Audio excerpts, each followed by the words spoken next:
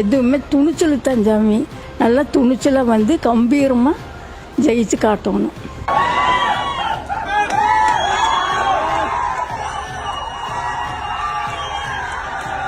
எனக்கு எந்த பிரச்சனையும் இல்லை சாமி. நல்லா இருக்குது. காலையில் கம்மங்கூழ், ராய்க்கூழ், சத்துமாவு கஞ்சி, முருங்கைக்கீரை சூப்பு மத்தியானம் சாப்பிடுவேன்.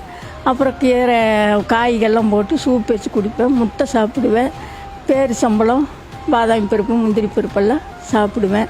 சாயங்காலம் சப்பாத்தி, இட்லி, தோசை ஏதோ ஒன்று சாப்பிட்டுக்குவேன். எங்கள் வீட்டுக்காரரு எல்லாம் எனக்கு வாங்கிட்டு வந்து கொடுப்பாங்க. என் பிள்ளைகளும் எனக்கு வாங்கிட்டு வந்து கொடுப்பாங்க. இதுக்கெல்லாம் ஊட்டச்சத்து வந்து மாஸ்டர், என் பேரனுங்க, என் பிள்ளை, எங்கள் வீட்டுக்காரரு. திறமைக்கு வயது ஒரு தடையில்லை என்பதை நிரூபித்து காட்டிய 82 வயது ஃபிட்னஸ் குயின்.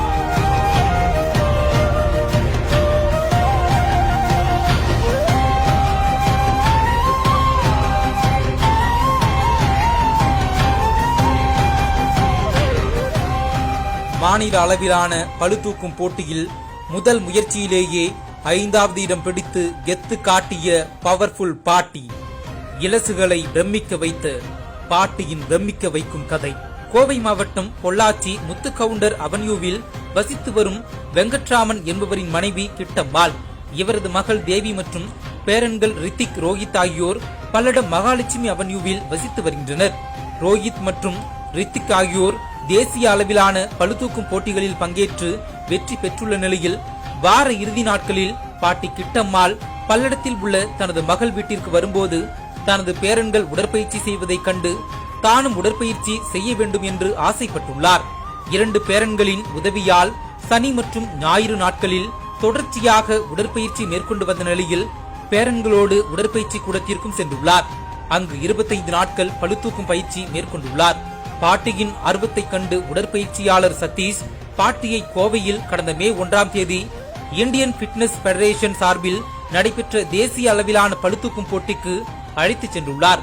இந்த போட்டியில் பெண்களுக்கான பளுதூக்கும் பிரிவில் பங்கேற்ற பாட்டி கிட்டம்மாள் 50 கிலோ எடையை தூக்கி முதல் முயற்சியிலேயே 5ஆம் இடத்தை பிடித்து வெற்றி பெற்றுள்ளார். மேலும் strong man of South Indian 2024 என்ற பட்டத்தையும் பெற்றுள்ளார்.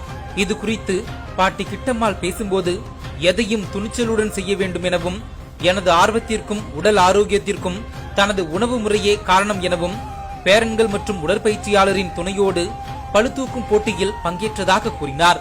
கம்பங்கூழ், காய்கறி சூப், பேரிச்சம்பழம், முந்திரி போன்ற உணவு முறைகளை எடுத்துக் கொள்வதால் உடல் ஆரோக்கியமாக உள்ளதாகவும் தெரிவித்தார்.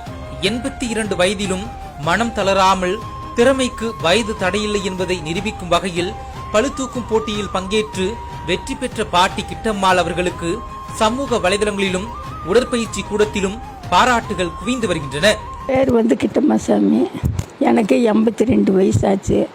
என் பேரன் வந்து வீட்டில் வந்து எக்ஸசைஸ் பண்ணுவான். எனக்கு ஒரு ஆர்வம் அதை தூக்கணும் அப்படின்னு சொல்லி போட்டு நான் அதை எடுத்து பார்த்தேன்.